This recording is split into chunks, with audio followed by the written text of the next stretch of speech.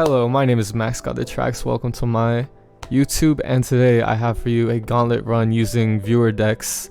So this was recorded on my stream. 3 people sent me decks. TF Mac Pro, a TF deck sent by Mac Pro. Enabled Scripts sent me a J4 Kayne deck, and Dr. Chekhov sent me a Gwen Jayce deck. So I haven't really played any of these decks, and we're just gonna go blind into the gauntlet with them and hope it works out for the best and try to get our prime glory. So I hope y'all enjoy watching, and without further ado, let's get into some matches. So the first one, we're facing against other rogue decks other than Annie Jin. Okay, this is timelines actually. These aren't that rogue. This is timelines. This is Annie Jin, and then this is Soraka Galio, which I have no idea what this is. But I think I'm gonna ban this. That way we actually get like a good test of our decks. So we'll challenge ourselves against these. I have a feeling Janny's gonna be very tough for me, but we'll see. So say hi YouTube, everybody. Oh, now we get Porocam as well. It's a pretty good start. I honestly like all these cards against Janny. If only we had a 1-drop, but I feel like the 2, 3, 4 is really nice. And then we have the extra mana from turn 1 to use the Riptide Sermon on 5. So this feels like kind of a perfect curve. Honestly, I can't really ask for much more, so we're just gonna accept it. Howdy YouTube, hi YouTube, hell yeah. Alright. So for those who don't know, the gauntlets are played in conquest format, which means everybody brings 3 decks, and then you and your opponent both ban one of each other's decks, and then you have to win with your remaining 2.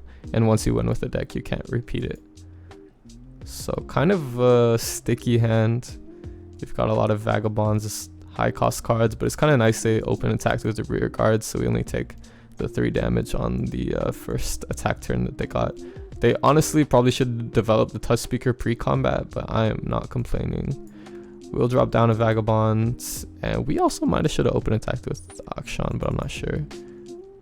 This is a deck created by 4LW, I believe, where he kind of just stuffed in like the 2 best champions in the game currently and was like, let's see if this works. And he's had a decent amount of success with it, so we'll see if I can mimic that. And yeah. Annie Jin, just a typical aggro deck. They're just going to try to burn our Nexus down to 0 as fast as possible. And I think this attack makes plenty of sense. If they want to trade the Tusk Speaker for the Vagabond, I'm probably down. Cool.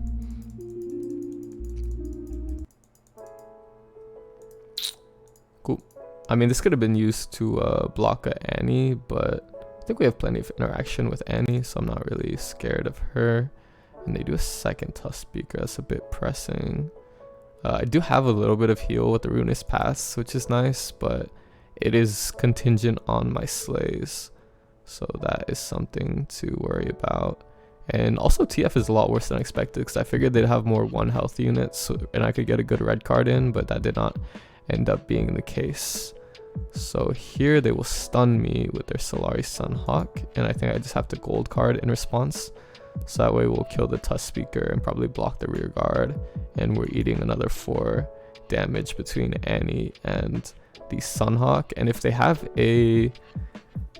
the stun that is the 2-drop ephemeral card, the stagehand, I am in a very bad place, because now I'm at 3 health on turn 4, so that's fun.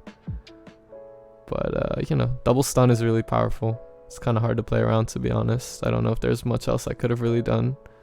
So hopefully they will not immediately have the fervor to burn me, or the decimate either, honestly. Merciless Hunter, interesting.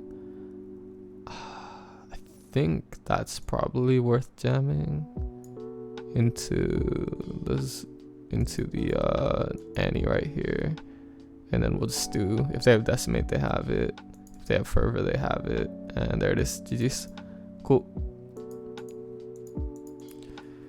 Sometimes aggro does the aggro thing, and there's not really much you can do about it, to be honest. I think mulliganing for a 1-drop and having a less A less structured hand would have helped a bit, but that's okay.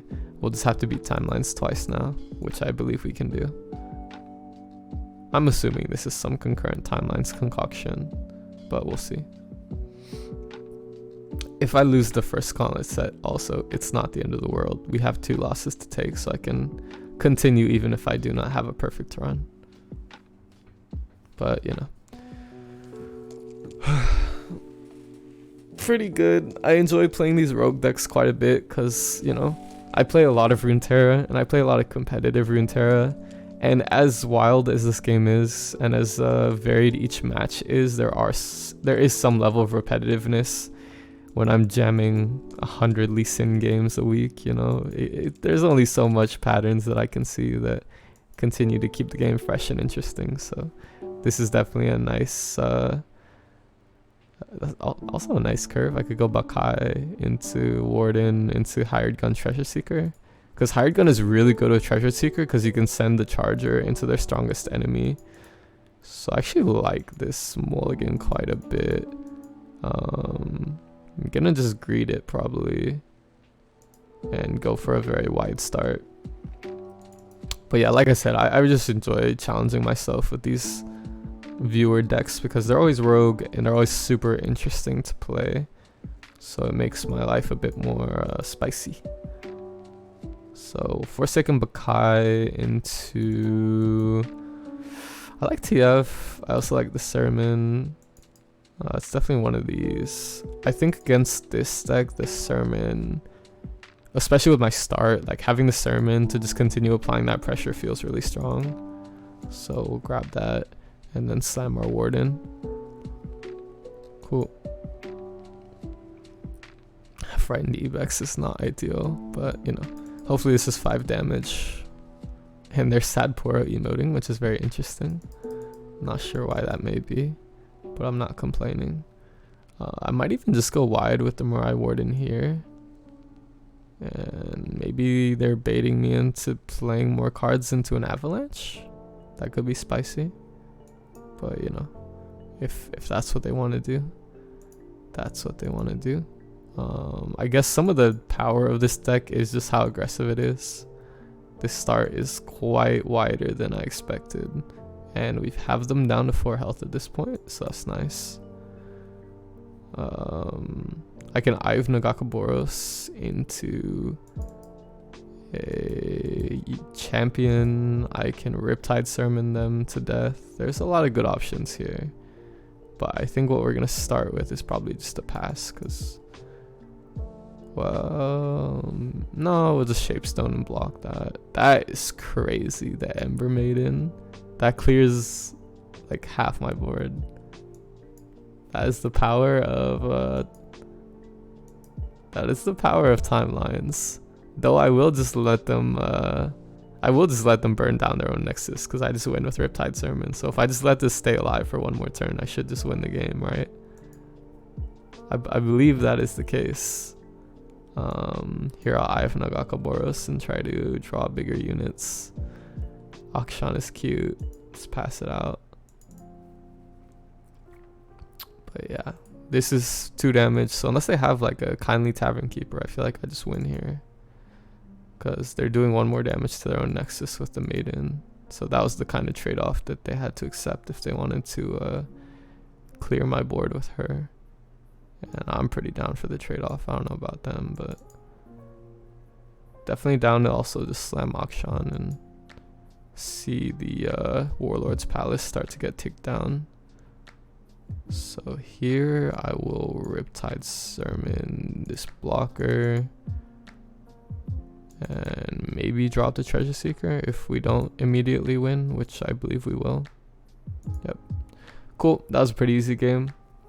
I remember when everybody thought Ember Maiden was going to be busted. Yeah, I never played back then because that was very early in the start of the game. And I started playing right after the Bilgewater expansion. So I actually missed a decent chunk of the game's history right at the beginning. Because I never played beta and I never played anything before Bilgewater. So kind of interesting that I missed some of those early shenanigans and debates. So here we're against the Timelines deck again, and we've got a used cask salesman. I'm playing a very weird deck here. I guess the caustic casks are good because you can attack with them as hallowed units, which is kind of cute. Additionally, Forge Chief. I mean, being super hyper aggressive worked that last game, so I'm very tempted to just try it again, to be honest.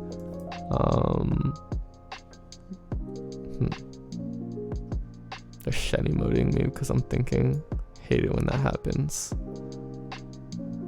Yeah, maybe Forge Chief is unnecessary. I think she's gonna be a toss, and we'll look for bigger champions and such. Hey, what's up, Cake? Welcome to the stream. It's an aggro burn deck, so we definitely want the aggro start. Forge Chief is super necessary. Interesting. I might have just misplayed that whole game. Forge Chief, I don't know. Just feel like, you know, I was just going for the curve. Did you see the list of upcoming changes? I did. So for those who don't know, there is a nerf list of things that are going to change in the next patch, which we should all be super excited about. I like assembly line for going wide there. Pretty decent start. Gonna hopefully deal 4 damage on turn 2. We have a pretty good tool here. I have a deck for Gauntlet if you're doing another run. Nah, we're just doing this one today. Sorry, Cake. Saw Night Urchin will transform, and let's see what that grants them. Yeah, nerfing Decimate is a choice that I personally do not agree with, but I can guess I can understand why they might do it. Whoa, they're getting the Otter Pie there. Interesting. They don't want to kill my Hallowed unit because then I get to do the Hallowed stuff. So that was a bit of a misplay on their part, but that's okay. But yeah, I definitely like the buffs to Daybreak. They're doing a lot of interesting buffs that I agree with, which is cool. There's a lot of changes coming as well, which is just the amount of changes I'm very pleased with in the upcoming patch. So they drop the Castaway, get their spell, let me get their equipment, get their transformation into a Hextech Handler. Interesting. I think I'll just let that hit me this turn. Or I could actually use Cast Salesman and then just use a cask to block it, but I don't even think that's necessary. I think I'll just eat the 5 damage and slam the assembly line. So they're back to full mana, which is mildly annoying, but not a big deal either. The combat reel is cool. And a second Boisterous Host is actually quite good. I'm gonna slap the Boisterous Host down after this, because this looks like it's basically my whole turn. So we lose Shock Blast, that's a bit annoying, but not a big deal. But this is not actually my whole turn, because I can still sneak in the Boisterous Host here. And we're gonna swing with everything. We do actually lose up our Pharaohs, which isn't that bad, to be honest. And that's a really good hit. The Arena Promoter with Tough. Damn. So the reason we give the Hallowed to the Boisterous Host is because we want to continue to increase our Hallowed procs. And we can Mystic Shot that Promoter, which is nice. And we can do Speakable Horror on this. So we have some very good spells next turn to play. They don't end up blocking the Promoter, which is fine. We got them down to 12 mana already. 12 health left. So pretty good. We have nice ways to clear their board. Yeah, feel pretty solid about this one so far. We have a decent amount of burn in the Ballistic Bot, the Cast Salesman, the Shock Blasts. We might honestly just start going for the burn game plan. The way this is looking, we have so much burn in our hand. It's like very, very viable already. And they're not being particularly aggressive.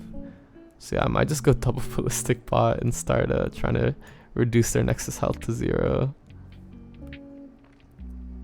Also, double Ballistic might not be the way to do it. It might be the Salesman.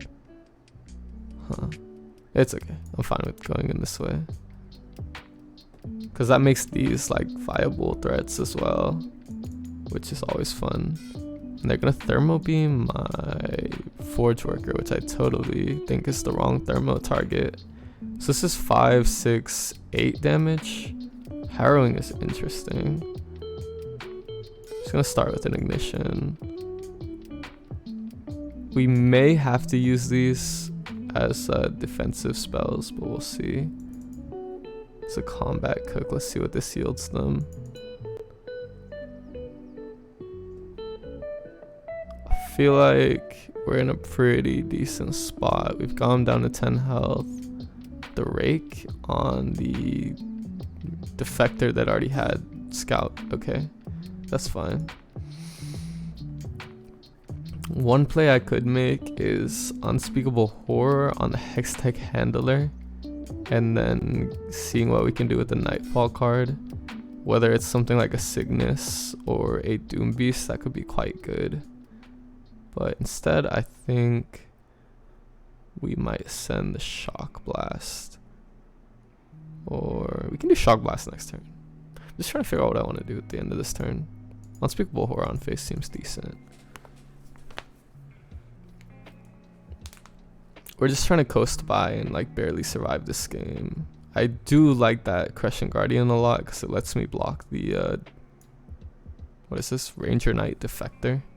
And that encourages them to develop their board more, which gets punished very hard by the Used Cast Salesman. So I'm very happy here. Along with the Harrowing to revive the Used Cast Salesman in a pinch, we could use that, which is decent as well. And an Avarosan Sentry, cool. I'm not sure if we're gonna be forced to block with Ballistic next turn. It really depends if they want to use the Scout or just chill. But I'm chilling, I know that. So this is 5, 7, 9 damage. So we kind of see our win con if we can just be patient, and hopefully they don't have any heal. And they open attack. Interesting. No, they do not. So I'll block with the Crescent Guardian like so, and slam our Salesman. And that gives us the chump blockers that also deal damage to the Nexus, which is really good. I'm just hoping they don't have heal, because if they have heal, then my life gets infinitely more difficult. They slapped the Rake on the Trundle. I think I just respond to that with an Ignition. Feels fine. We were able to sneak the burn win in before turn 8, which is the turn that they really start to pop off as the Timelines player. So I feel pretty good about how this game went so far. We're just trying to slam those casks in front of them. This was a very interesting deck sent into me by Dr. Chekhov, and I feel like it's just cheeky enough to work, especially against a little bit of a slower strategy like Timelines. It's going pretty good. So they're gonna Thermo Beam, which pretty much solidifies the loss for them, I would say, because I can just coast and deal the rest of my 5 damage at my own leisure. I mean, like, I open with the Shock Blast and I Mystic Shot at the same time. So this is the remaining 3 damage, no matter what they do.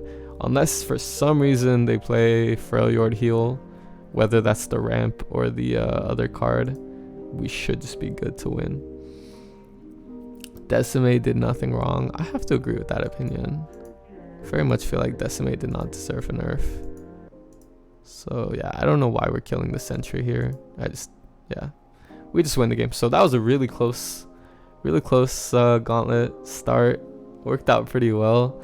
It's a very refreshing victory, I can't lie. I lost the first game and then we just came back and beat the Timelines 2-0, and that's the beauty of gauntlet format, is that it's very back and forth and very fun. So let's keep it pushing.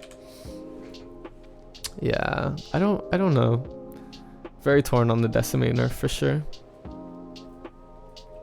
A lot of people are also very scared that they're buffing Fiora, which is a valid anxiety because Fiora was such a meta demon for a very long time. Such a pillar of the meta. Whether it was Shen Fiora or Mono Fiora, she was getting played a lot on ladder. And we queue right back into the same opponent, which is very weird.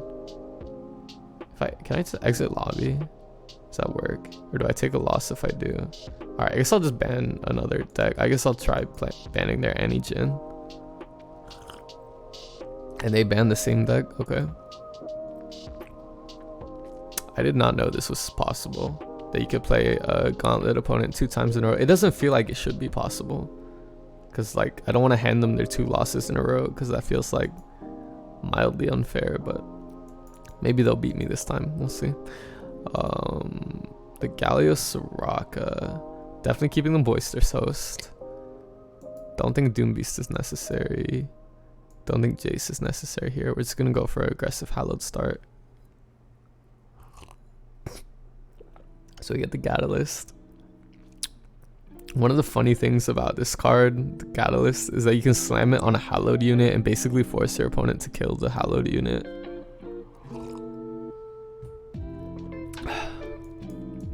So we're just opening there. Who would win, an Unstoppable Fencer Lady or a small Recall Rock? Good question. We have to handle Fiora with equipment, insane buff spells, and new protection. I don't know. Fiora's not that broken. Alright, I'm gonna slap the Gatalyst on this just for the meme. And we're gonna Mystic Shot that Petricite.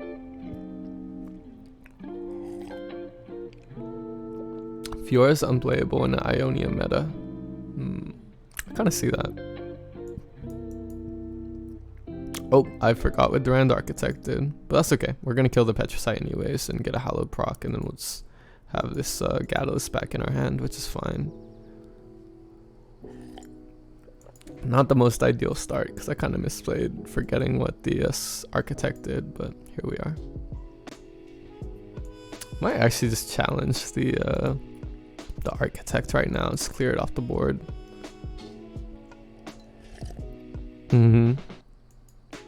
Because trying to stop this from farming value feels very important.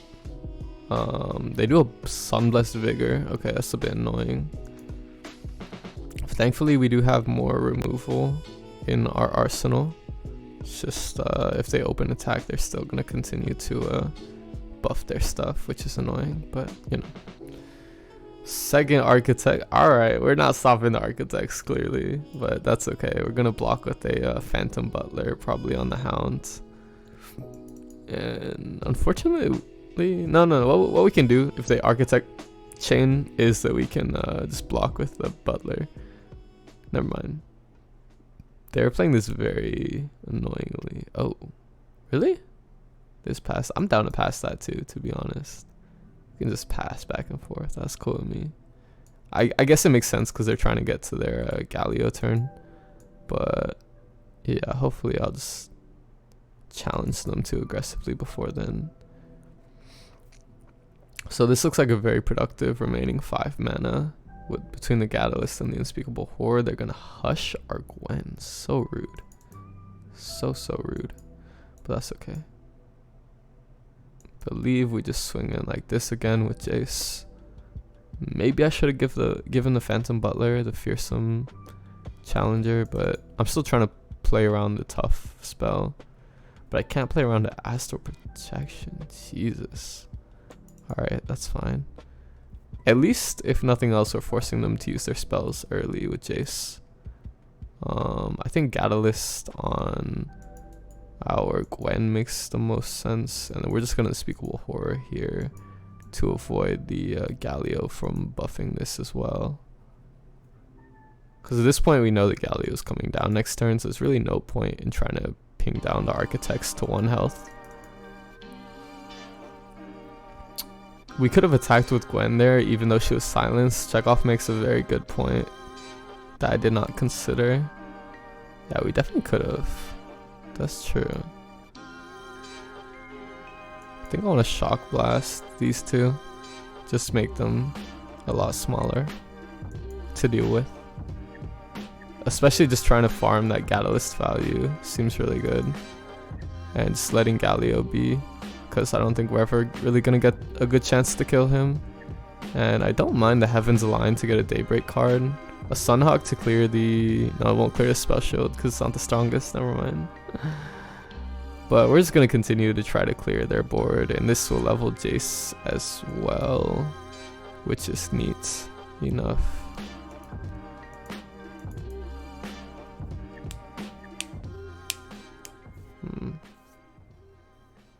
Oh, you know what we could have done was the double shock blast.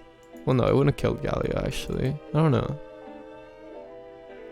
We're shock blasting. It's fine. Oh my god, they actually managed to keep them both alive. Spicy. I think we swing in with the Forge Chief as well here. We have a really cute Sunhawk Doombeast play next turn. That's very silly. Whoa. Alright. So that has 12 health now for, you know, why not? Yo, the changes are crazy. I know, right? The changes are very crazy. Alright, I think this is a very fair attack here. They're gonna buff our Gwen. That trades with Galio, kind of. Oh no, wait, that kills Gwen. That's not good. But it's fine. I mean, getting Galio down to 4 health really kneecaps it as well, so I guess I don't really mind that. The use cast salesman there is cute. I don't know how they're at 7 health, but I'll take it. There's a star spring. That's kind of scary. I think I will probably just go use cast salesman, Gatalyst, Doombeast. That feels pretty good, because that does like 3 plus 4 damage. What is that? It doesn't really matter what we put the Gatalyst on, but we know Jayce is surviving because we're not blocking with him, so probably a reasonable target. And then we're just blocking this big damage with these caustic casks. And yeah, letting that hit. That's crazy. Soraka's nuts. Soraka is actually busted.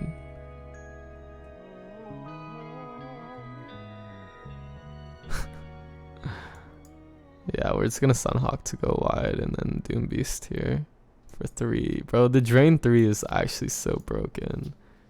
And then we have the acceleration gate for YouTube. We've got to slam the acceleration gate, don't we? Yeah, let's go. For the YouTube video, for the content, we have to slam this acceleration gate. Get 2 keywords on everything. I'm contractually obligated as a content creator to do this. I wish I could just open attack there, but it's against contract, so. Hush? Oh, that's fine. I'm getting more keywords from where that came from, baby. And that doesn't stop the Gatalyst either, which is a funny thing to note. We got a lot of lifesteal. Not too many aggressive keywords, but it's gonna be plenty to win the game with, so GG's. Alright. Final game here. Feels like I've been playing against this opponent for like 4 years.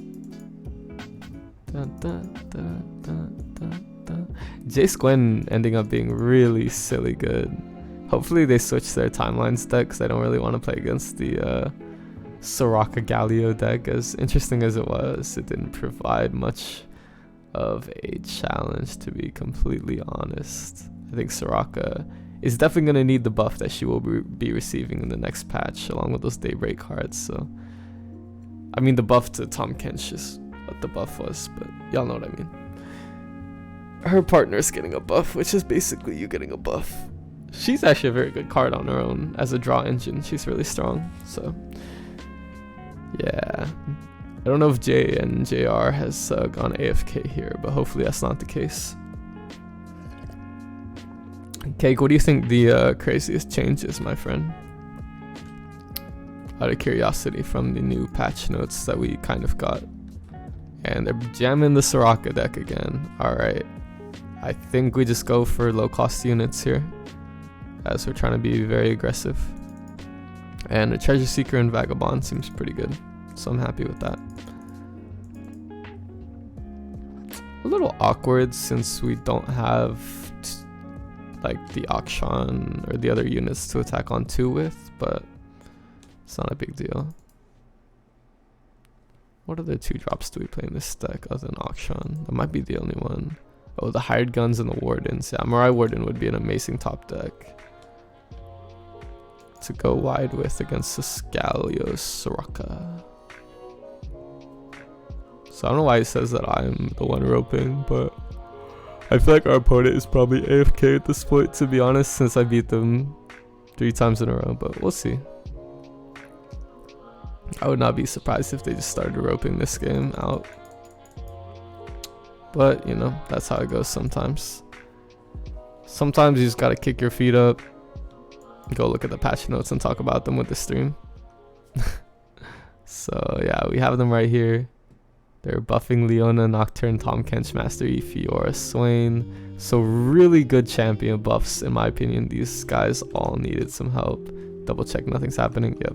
Okay. So I'm really actually quite happy with this patch 3.16. It feels really good. I agree with Broken Ball over here, who says lovely nerfs. Sad to see Rite of Calling go. Some scary buffs, but yeah, I think Mammoth Rager is really cool. I'm excited to see that buff. Eolia getting a buff is really good to me. Just all sorts of good stuff. We're just gonna end the round and probably pass out the game because I don't think they're actually playing any cards. Maybe I'll play Akshan just for, you know, what is it? What is that word? Not solidarity. It's like cleanliness, but it's to be sanitary. No, not sanitary. What's the word? I don't know. They're about to concede anyways, so it doesn't matter much. Swing in here. Cool. Paper Tree, Shrieking Spinner, Ripper's Bay, all really good. Really, really good changes. I think all these cards need some help, so I'm excited to see the details of the buffs that are coming on. When is this happening? Sneak peek. When does this happen? They don't say when the balance patch is actually happening or going live. But yeah, I'm pretty happy with it overall. And yeah, our opponent is done. Cool. Back to the gauntlet run. We will just queue right back up because I'm fairly certain that opponent is gone at this point. I'd be very impressed if they could rage queue into me again. That would be hilarious. But oh wait, no, they lost gauntlet, so they literally can't do that. Never mind. Let's see. Who will we face? What will we face? When will we face it, gamers? Only time will tell. I think having a YouTube where I do everything live and I don't edit it is kind of a fun gimmick. Cause like, A, I don't have to edit, which is great. And B, it tests my entertainment skills if I can not bore y'all through these periods. So yeah, let me know below if y'all got some snacks while you're watching this gauntlet run. Maybe an hour later. I've been watching a lot of Korei Kenshin and Dashi, if y'all know those YouTubers. So I'm trying to mimic their I'm not trying like consciously to mimic their YouTuber tendencies, but I feel it when I'm on camera that I'm embodying their spirit in a way. But yeah, I need to think of a fun catchphrase for some way to ask y'all to go to my like button. Tempo, of course I remember you. Welcome to the stream, my friend. Appreciate you being here.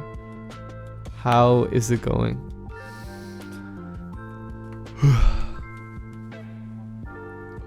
But sometimes you just have to enjoy the music while the game queues up. I'm just enjoying this gauntlet run, trying to get me some prime glories, and they're chilling. All good, all good. I need to finish the pass. That's how I know that you're a part of the bourgeoisie. You have the event pass. That's how I know you gamers are rich. Me, I never spent a dime on Runeterra. Not a dime. Though I have been gifted some coins before from rioters and my friend. So shout out to the people who have helped me get cosmetics that I could never have afforded previously. Bro, why does it take so long to queue up? What's happening? This is the longest gauntlet queue I've ever actually had. I'm on stream. I'm on YouTube. It's so awkward. Me broke? Me too. It's okay. We can look at Porocam in the meantime. Guys, this is what you're missing by not coming to my streams, to my YouTube audience. Handsome doggy. She's a girl. Her name is Moana.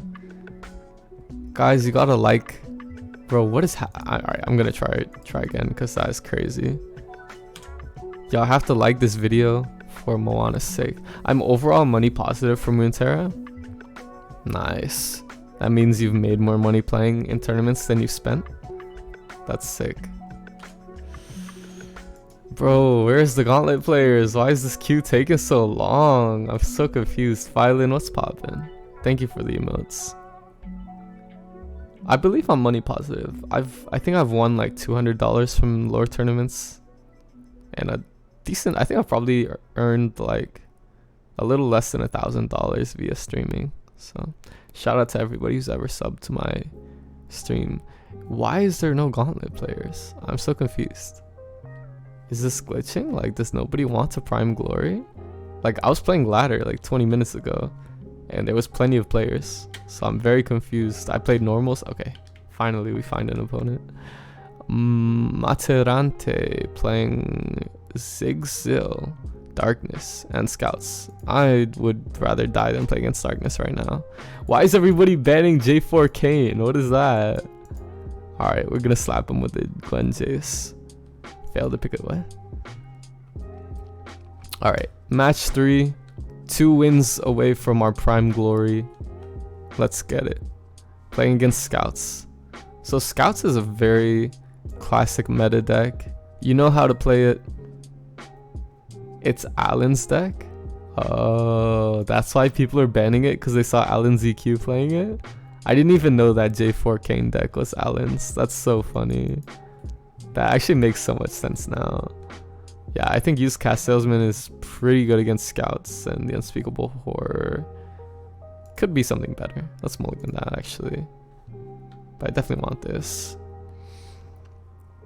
Got another Gatalyst. That's cool. We're gonna start with the Forge Chief and start farming that value, because I didn't realize how important Forge Chief is in combination for getting your Gatalyst down, because you can use spell mana to play the equipment. So she's actually kind of buffed in this latest patch in a way, and she's fucking buff. Look at her, goddamn. But Mariah Warden comes down. Plucky Poro, that's fine. We'll slap down our Boisterous Host and probably block the Warden if they swing with it. Good Evil Day. What did you think of the patch preview? Honestly, I think all the buffs are good, even with my undying hate of MF. Nerfs I feel Decimate and Harrowing nerfs were not warranted. I agree, those nerfs seem very random, but I'm not too upset about them. They are just very interesting to me. I'm gonna drop the Pharaoh's Financier and definitely get that juicy Dawning Shadow for when they try to rally on me. I will have a very strong punish and just reduce all their units. They slam a Make It Rain. That could have been so much worse. Holy crap. Okay, that's fine though. It felt like the nerfs were aimed at the meta 2 weeks ago instead of the meta we have now. Yeah, they do make the balance patches before they actually the balance patches come out before the way before the meta is developed. So like Plunder is obviously not catching a nerf because they're looking at the meta from 2 weeks ago literally.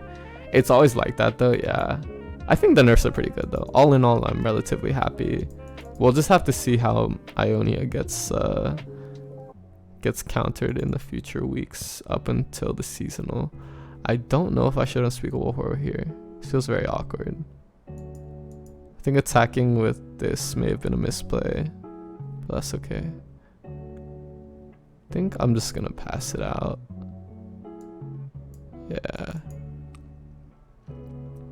Hold up our Dawning Shadow, which is interesting. Pretty happy they made with some of the changes they made. The Brightsteel Protector, okay, that's cool with me. I can do a Forge Chief, and then they challenge it with Petricite and Unspeakable Horror and put it down to 1, which is cute. Or rather, no, I can't get it. Never mind. What am I saying? Yeah, I'll just Unspeakable Horror it. Why everyone's so confused? What is everyone confused about? I've heard that Riot has to lock in patch notes 2 weeks before because of the Google Play and App Store. I don't know if that's true or not. That is a good question though. If that was why, that would actually explain a lot. I think I'm just gonna try to reduce how wide their board is. So I'm gonna do this play. I feel like LOR people are so confused on the nerfs. Missing Nami when her play rate was so much lower weeks ago. Yeah. I mean, I think they're fine. Like, honestly, the LOR team does a great job. I'm releasing a video on Sunday talking about patches and patch wish lists in a very long form way. So if y'all want to know my true opinions about patches, check out my YouTube and you will get a very long form video regarding those and my opinions on them, if that's something that may interest you. I think I slammed the Gatalyst onto our ballistic bot and we just probably ignition, or maybe no, we crushing Guardian now. This is really good against scouts, by the way. That's a very welcome hit. Definitely down to kill the sculptor here, or try to.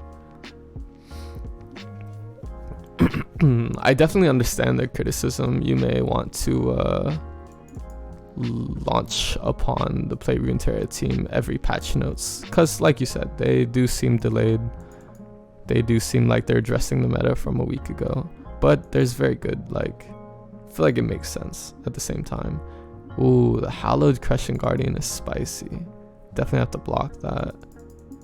I'd much rather they block it here than get to try to squeeze out more value. But I don't have a great way to win the game at the moment, so it's a little stressful. We've drawn a lot of very small cards, which are not super conducive to finding our win cons. I think the use Cast Salesman makes plenty of sense here. Granted, these cards just challenge around the casks, but it's fine. I don't mind them rotating power cards. Those cards have been evergreen since Foundation. They've had their time in the sun, so I'm okay with it. Same. Yeah, I can't really complain about the Decimate nerf. Like, it's been a good card for so long. Are they gonna sharp sight their Valor? They are. Nice. Okay, that's fair. Just to get the Gatalyst off the board, I respect it. They probably should have swung with the Valor first though. It might have been a small misplay. And do I want to put it back down? Probably not. I think I'll just Forge Chief now. Most changes are spot on and needed, so I don't mind that the new flavor of the week. I think Harrowing didn't really need a hit though. Like, it's a 9 mana card, right? I feel like the way they're gonna nerf Harrowing is interesting. Okay, that's fine. I'm just gonna re-equip my Gatalyst probably, or an Odd Ignition here, because this is going away. So I expect they're gonna try some rallying next turn, in which they'll probably be met with the Dawning Shadow. Oh my god, this is bad. Okay. Maybe Harrowing is a pre-nerf for something coming out next set. That's a possibility. Yeah, so there's the Golden Aegis. Very glad I have this chilling with me. Just slap it right there. And they can't afford Demacia or anything.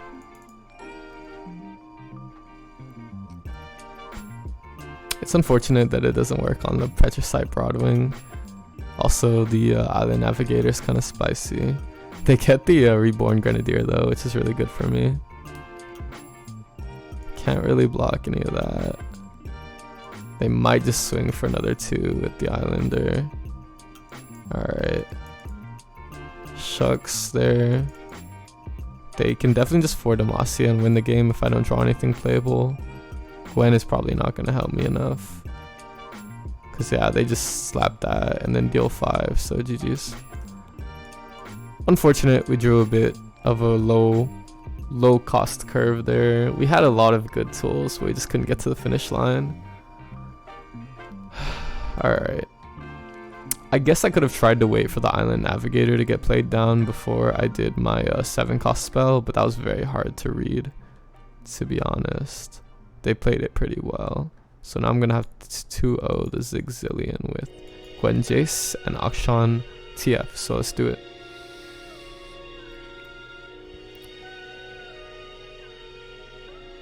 Yeah, the harrowing nerf is a mystery until we see it.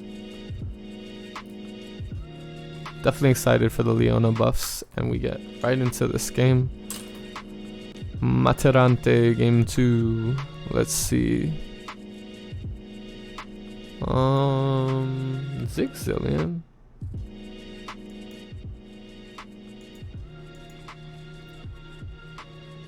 I think I mulligan pretty hard and go aggressive here.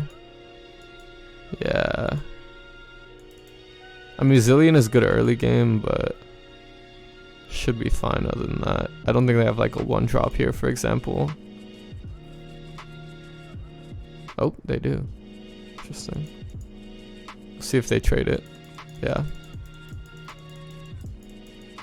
Or not. It's the perks of being hallowed. Sometimes people just don't block you. Zilly getting silly. Looking for some time bombs. If they attack with Zillion, I'll just Mystic Shot him and block. If not, nothing happens. Cool. Ferris Financier. I probably want to play this before they get their time bomb, though I am kind of setting them up for a good one. And Hex Obliterator is probably the play to try to kill Ziggs. Seems good. Gives me a guaranteed spell for Jayce as well, which is helpful. So they Endless Devour. Uh-oh. That's not good. I'm gonna swing in with both my units here because, like I said, I don't want them to get time bombed. And then with Unspeakable Horror, this Endless Devour with the rest of our mana. Yeah, that's good. We got a Hallowed proc. I can't complain. Pretty sure it's worth killing this right now. Don't think they have the Rock Bear procer, but we will have to see. A Cygnus is super spicy. I won a game on Plunder earlier today because I got a Unspeakable Horror from a Nora Vagar deck, and then I used it and got a Cygnus, so that was really silly. It's in my stream VOD somewhere. But yeah, they just Unraveled Earth. That is perfectly fine with me. Take the Zillion damage, sure. I think Gwen or Jayce is the way to go. I could also just use Cast Salesman and clear those out. Seems decent. Yeah, let's just use Cast Salesman. That way I don't have to worry about the Roiling Sands anymore. And then next turn we'll Gwen. And the great thing about this is that I don't know if y'all noticed that, but when a card summons 2 cards, they kind of summon before this card. So the 2 Roiling Sands went onto the casks instead of the use Cast Salesman, which is really nice. Maximus Decimus Meridius, leader of the armies of the north. What's poppin', Mike? How's it going? Welcome to the stream. We're gonna drop Gwen here. Seems pretty good. They do a Hexplosive. That's mildly annoying. Do I attack with my Cast Salesman? Probably not, because it gets just traded into the Chemist when it could be used to block the Devout. And they slam a Time Bomb there, which is fine.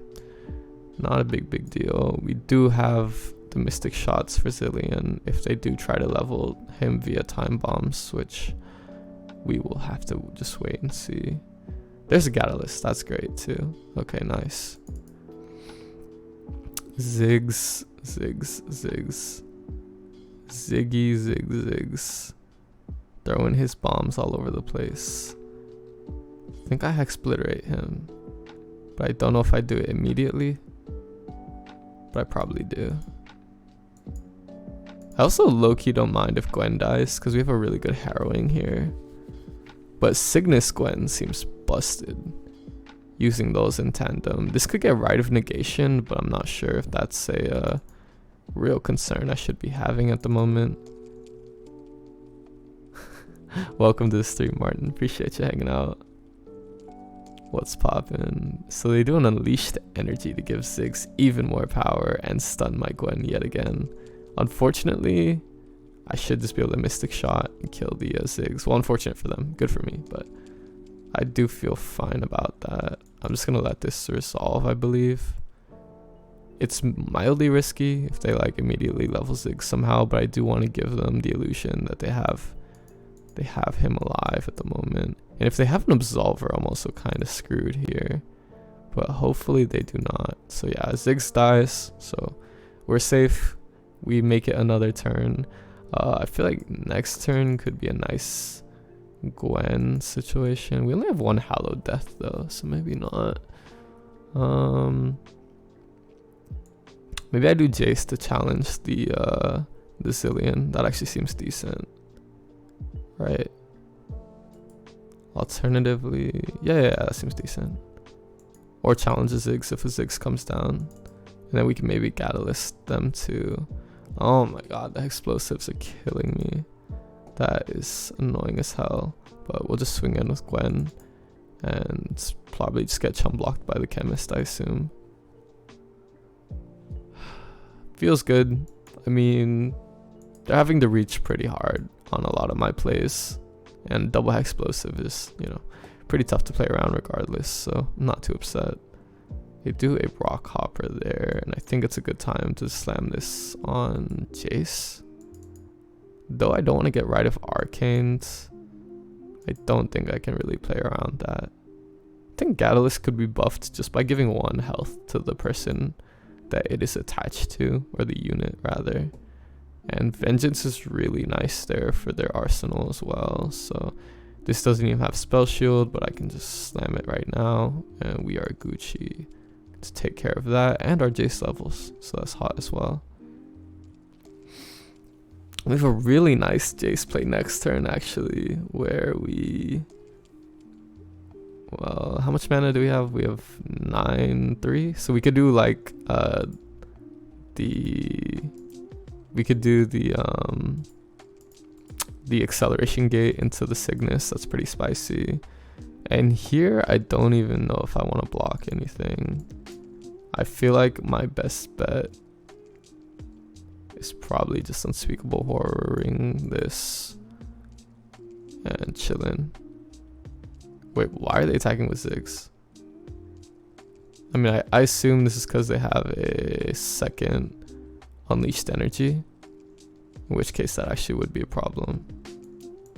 I think I just accept the 5 and call it a day, because I know they're not going to have enough burn given their past couple turns. So yeah, we should be chill to just do the acceleration gate play I mentioned previously.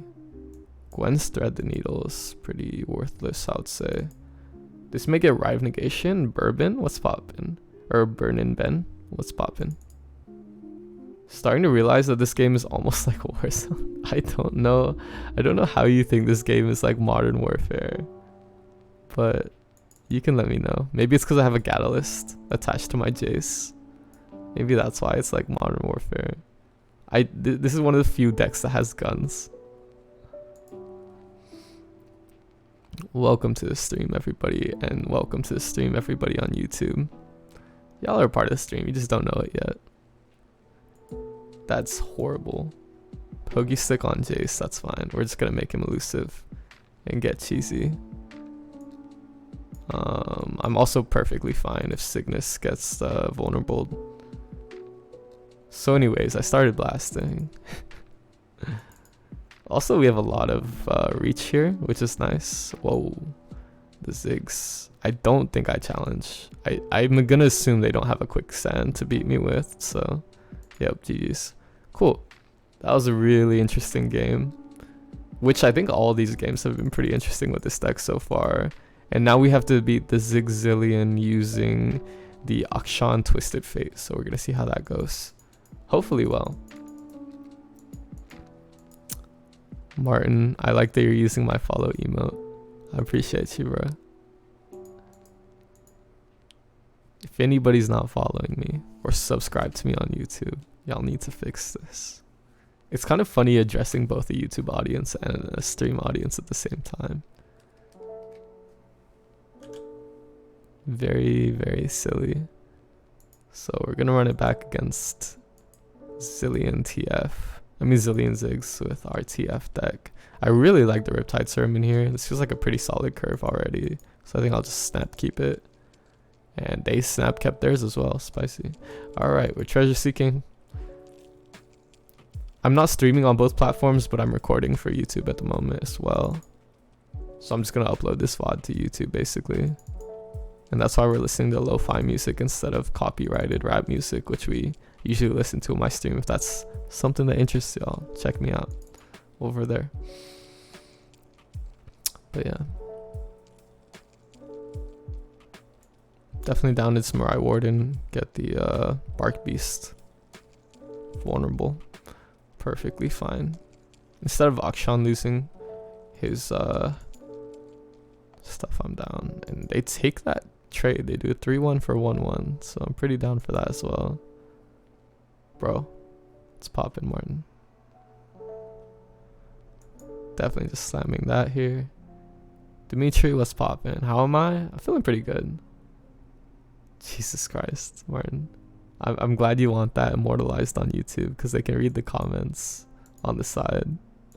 I'm not gonna read that out loud. Yeah, we're just going wide, I guess. Losing Akshan, but it's pretty good because now we have a decent red card.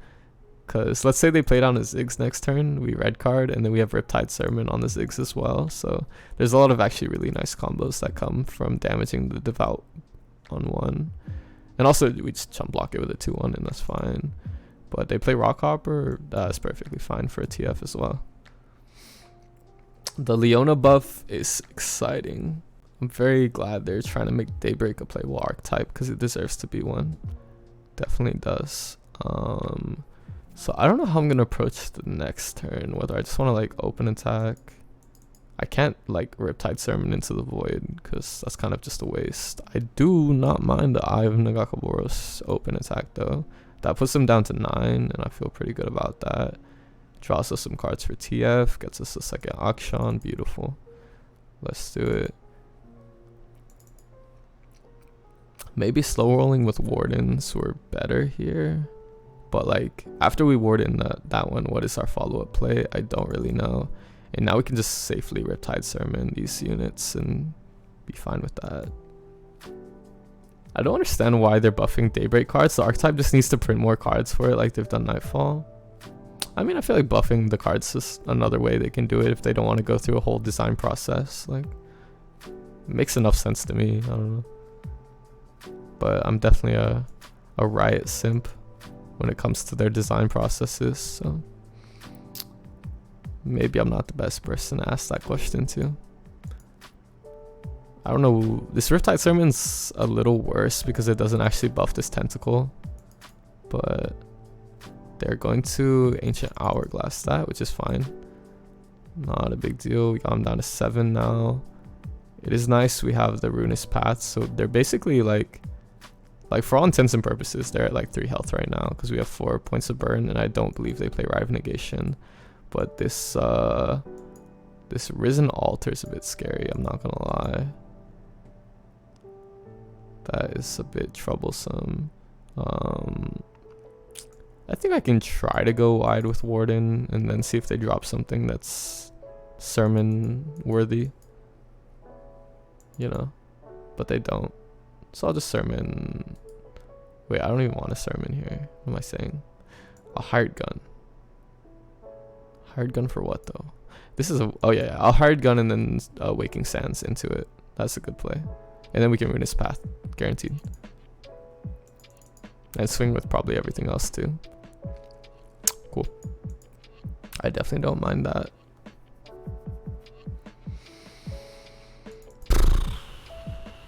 But this Damien the Unbound is quite scary. Risen Altar is just a weird card in general. Because you can play like a Risen Rider, right? And that's a 6/3 overwhelm spell shield. Or you can play 6-drop countdown 3, which gives you a 7/6, which is like, yes, it is 4 more stats, but is that really worth it to wait 3 turns for it? Like, or well, effectively 2 turns. Probably not, in my opinion, but you know, Riot does make weird cards sometimes. So yeah, if they let this hit, even like the Sketcher gets me really close to winning. Like we just need one more Runeterra Path, for example. Ooh, Unleashed Energy. Dang.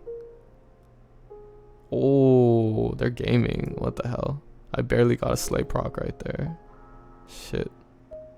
If they have an Absolver and a Champion, this gets really dicey. It is really nice that this Runeterra Path heals my Nexus though. It's very, very helpful. And now I have a Zolani as well if I want her, which is pretty good, I would say.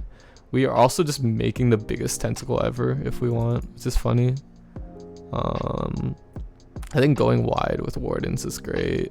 They did get Lifesteal on their arsenal though, which is super unfortunate, and Challenger and Overwhelm. So that's horrible for me. Let's think. So let's go like 7. It doesn't have Scout, which is nice. F.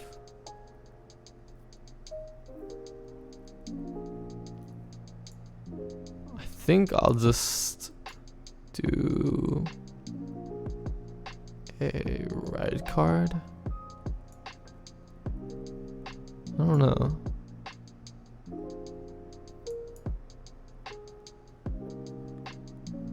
Yeah, this feels fine, right?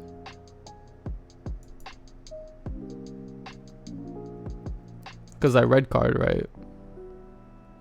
This goes down to 7. They arsenal swing.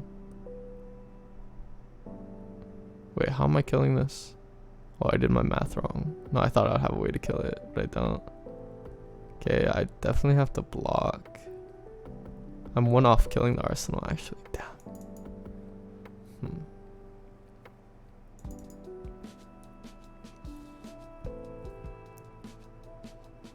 They put a Sketcher in front of it. They can't decide. I can't decide either what makes sense in their defense. Alright, we're gonna block everything here so we don't die. Oh my god, they have Fury and Regen. How am I ever gonna kill this thing? That's so stressful.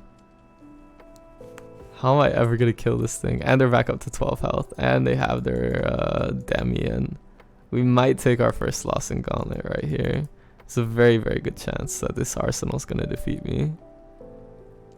I should have saved the TF for a gold card on this turn. And then have a go wide strategy be my win con there. Alright, that's not gonna help me. Let's predict and see what we get. Another TF is helpful. Definitely is. Merciless Hunter might be more helpful though, because then we can challenge this. And that seems pretty good. Granted, they're going back up to 20 health, but sometimes that's like, I don't know. Don't feel like it gets much better.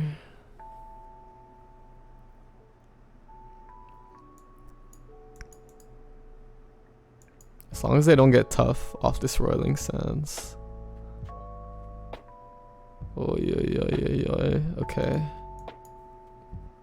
Could drop the Darkened Bloodletters on this as well, just so that way it's a little more guaranteed of a kill. They got Spell Shield again, that's fine. We don't have any more spells to play on it anyways. Inventive Chemist drops down. And why am I dropping the Bloodletters on it? I don't know. No, there's no reason to. Don't think I do either of these attacks, but they're very tempting. I think because they're going back up to 20 health, I should just chill, to be honest. And swing here. Looks good. And then they mini-morph. No, that's why I Darken Bloodletter. Alright, they got this one. GG's. I was not expecting mini-morph. That was a good one. That was a good one. Yo, what's up, Joe? Welcome to the stream. Alright, so we lost this set. Using the rogue decks, I was a bit presumptuous in a lot of those plays. Definitely deserved that loss. See if we can keep it going though, and avoid elimination in our journey to get a prime glory here.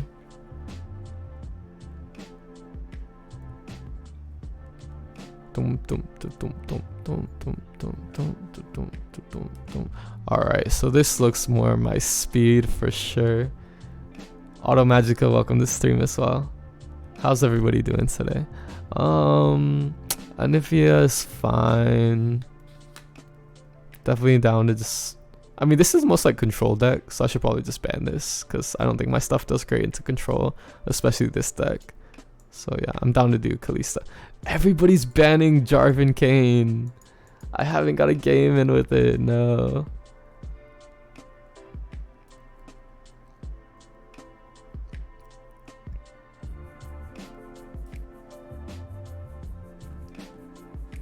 Alright, we've got Viego, Hecarim, Kindred. This is probably just Viego, Kindred, but they didn't have a third champion. A third champion wildcard, so they slotted in Hecarim, if I had to guess. So Unspeakable Horror can go, and then we'll just keep Forge Chief, Jayce, Gatalyst. That's pretty spicy. Doom Beast is cute. I'm down. Forge Chief on 1, Butler on 2. Beautiful. And it hits. Let's go. No Quietus for them. Are you gonna build Fizz Gnar? I want to see someone good play it, because I'm thinking of building it. Somebody else was talking about that in chat earlier. Might pick their brain about it. I think it's a pretty fun deck. I would definitely be down to try it. This seems like a really good open attack at this point. Yeah, just take another spell mana, take another 5 damage. What the hell is that? Alright. I think I just financier here. Are you gonna participate tomorrow? Cash, what am I not participating or participating in tomorrow? I don't believe so, because I don't know what you're talking about, so that probably answers that question. I might throw Jayce down and put Gatalyst on him. Seems pretty decent. Or we could just Sputtering Song Spinner. This weekend's tournament? No, I'm not playing any tournaments this weekend. I played 2 tournaments the last 2 weekends, so I'm taking this week off for sure. Proximity Puff Cap. Grants ally. That's decent. Giving Regen is silly. I shall just Proximity Puff Cap the Apprentice. Bone Skewer is amazing here. That is great. And then Transfusion to protect whatever I Bone Skewer. Amazing. That's perfect. We're going to start with the Puff Cap. It's going to ask them to use a spell, and then we can do these 2 without any trouble. Or they just take it. Cool. That's fine as well, I guess.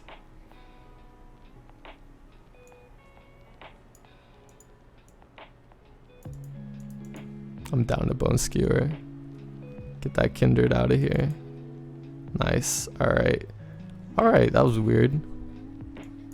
I think we'll just make... Wait, is this Grant or... No, it's just this round. Alright, we'll just hold the Transfusion because it doesn't really do anything good for us. And it gets more expensive, but that's okay. Yeah, like I said last turn, I think it's probably just good to open attack again. Try to put him down to 9. We have a nice combat trick, so why not? Here's your viewer deck, Nora TF. I'm already in the gauntlet run, so you unfortunately missed your chance to submit the viewer deck, but I appreciate that anyways. I think Jayce is a fair play here at quick attack. Damn, it's okay. You'll get me next week, won't you, Vylar? I'm down to do next week. I'm doing these gauntlet runs with viewer decks weekly, so... They Vengeance pretty presumptuously. I just accept that.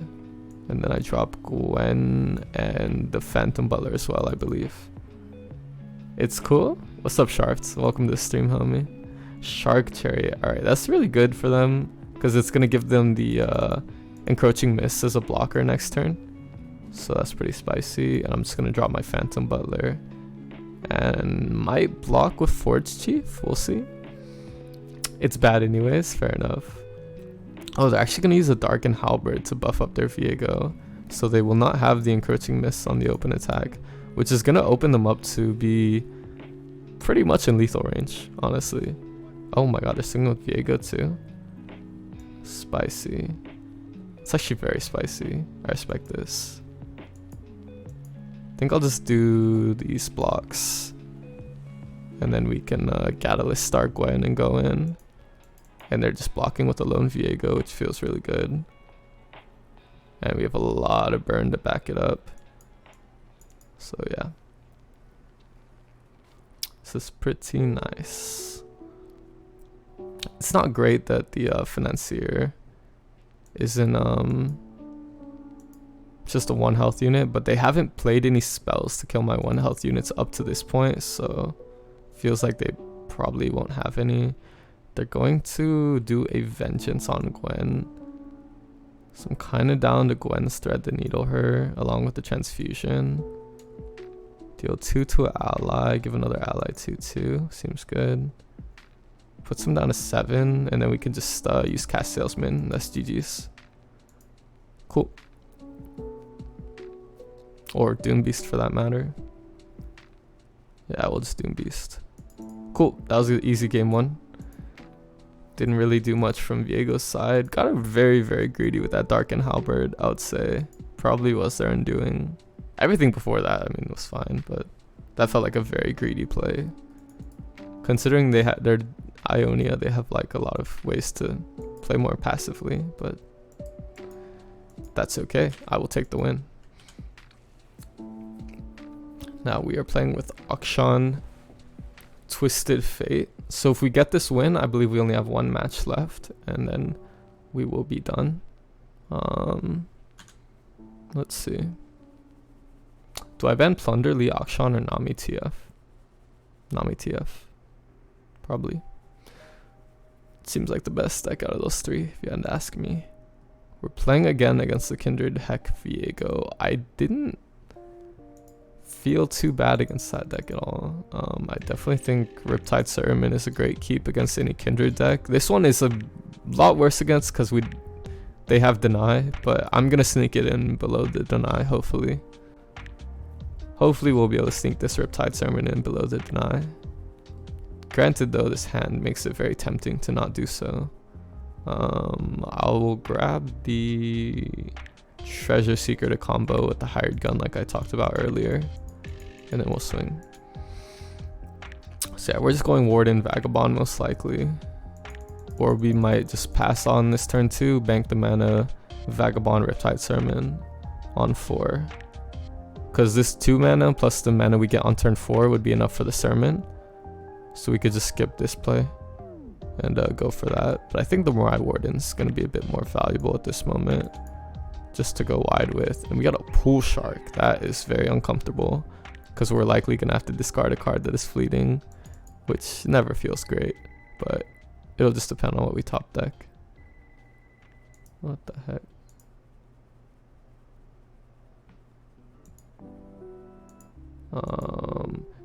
So we get a Shaped Stone. Probably can afford to just toss that, honestly. Feeling like the Vagabond's a good play still here. Playing Pirates Darkness and Victor. I don't know. That's a lot of mental. It's a lot of mental pick and bans. Just make the tic-tac-toe sheet like I taught you. I hope I taught you that. I should post that video on YouTube so I can teach people how to ban with a command. Because I get these questions a decent amount. That's probably worth directing people. Shark Chariot. Alright. Still a very good Forsaken Bakai here. Let's get a weapon on this one. No weapon. Second Riptide Sermon in case the first one gets denied. Sure. This card is broken. There's a reason it's catching a nerf in the next patch. We just ignore what they're doing. Focus on our own strategy at this point. I like the Treasure Seeker. It's kind of weird, this deck we're facing. And the deck we're playing, I'll start with the deck we're playing. They don't have many ways to level Warlord's Palace other than the equipment. So I'm almost tempted to just play the Treasure Seeker over it. But yeah, very, very weird deck. Just put the Shadow Apprentice in front of a Pool Shark. Hopefully force them to play a spell to protect it. And they hate Spike into the Hired Gun, which is very weird. They must have... No, because if they had something that could deal 1 to everything, why wouldn't they just play it now? Yeah, Storm is face palming, and I am right there with them because I'm thoroughly confused by these plays. I think I just Riptide Sermon their Viego here because it deals 2 damage and damages Viego to the point where he's in danger, which is great. So, fuck it.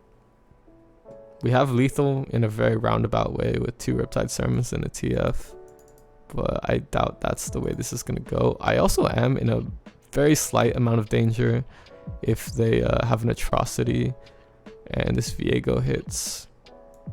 We're not going to be very happy, but I'll just gold card now, try to take him out. And if he survives, I mean, he's not swinging, which is the main danger, but they just let him die. Maybe slamming Kindred instead.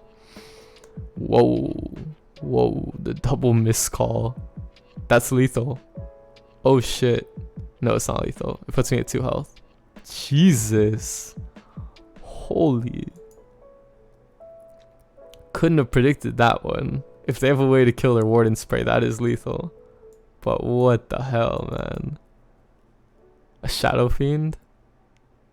If they swing with this first, it's lethal. No, they misplayed. Because these Viegos get bigger when anything dies. So they should have just swung with these second and then it would have been lethal. But because they swung with these first, they don't get the buff before they hit. Damn, that was so close. Maybe that card's an Atrocity though. And then they win the game, which would be quite spicy. Quite a spicy double miscall. I could never have predicted that, to be honest. That was something... Wow. Impressive. Silly. Ridiculous. They're also going to be at 13, so they're like pretty much close to leveling. Rive Negation is amazing there for me, because I can just swing now. And we should be good to go. Do I Waking Sands first? Probably. Yeah. I don't think they play...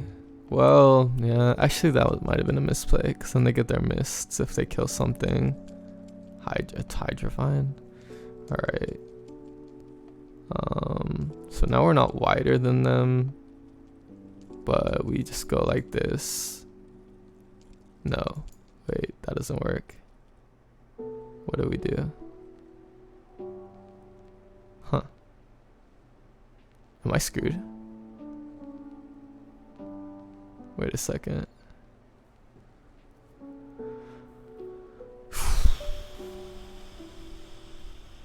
I should have overplayed the Warlord's Palace. That is becoming very evident, because then I could go 1 wider with this. What the heck do I do?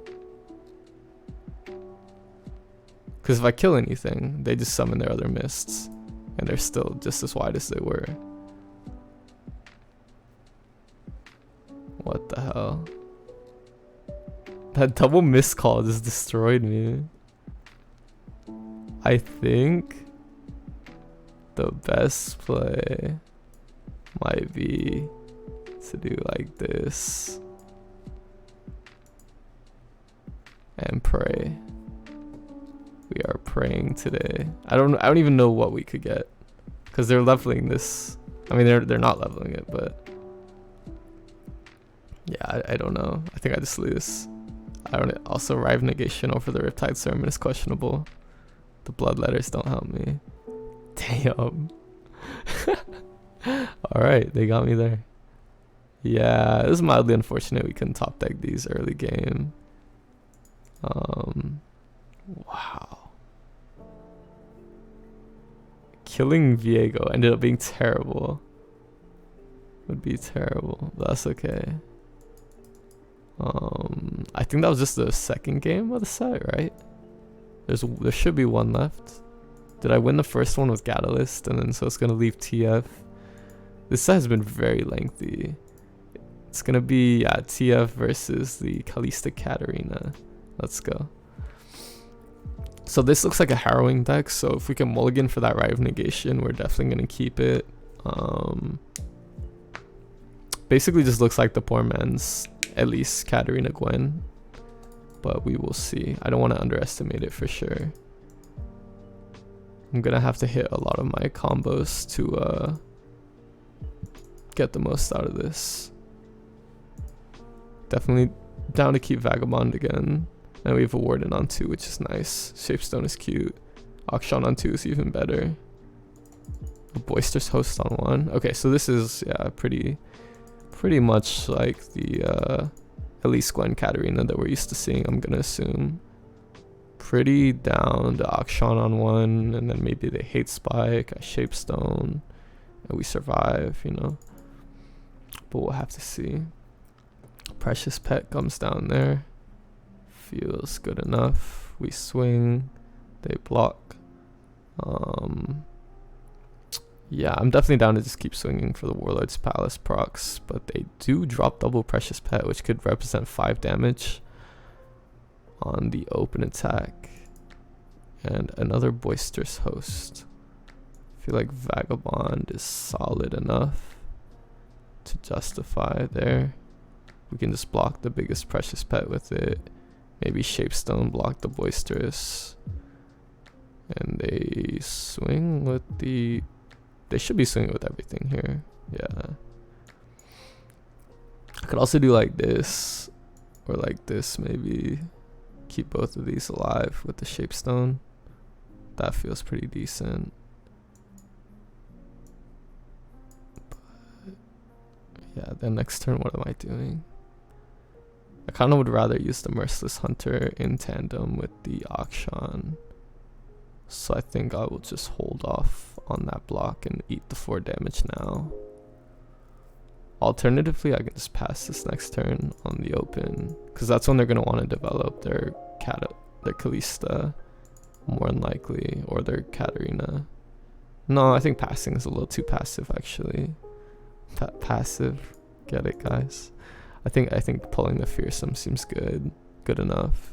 And then we could also Treasure Seeker, but I don't really need to trade into the Boisterous Host. I'd rather do that on their attack turn. And okay, the Katarina does come down. Got it. So we will happily swing like this. If they develop anything else next turn, we can Sermon Katarina, which seems decent. The Blade's Edge feels useless for them right now. What else is there to do? Culling Strike will not work. I don't know why you play that, but fair enough. Quietus is just like a better version of this card. Even though slow, the mana reduction is well worth it. So we're popping the Horde next turn, which feels great. I'm down to drop... No, we're not going to drop the Treasure Seeker, so we can hold up Riptide Sermon. Even though it's a good block on this, we can block that with other stuff, like our 4-2. So that's fine. I'm trying to play this game as tight as possible because I don't want to lose out a Gauntlet. We have to Relic of Power here as soon as possible. Don't know what we're trying to grab at the moment, but there's a couple good options.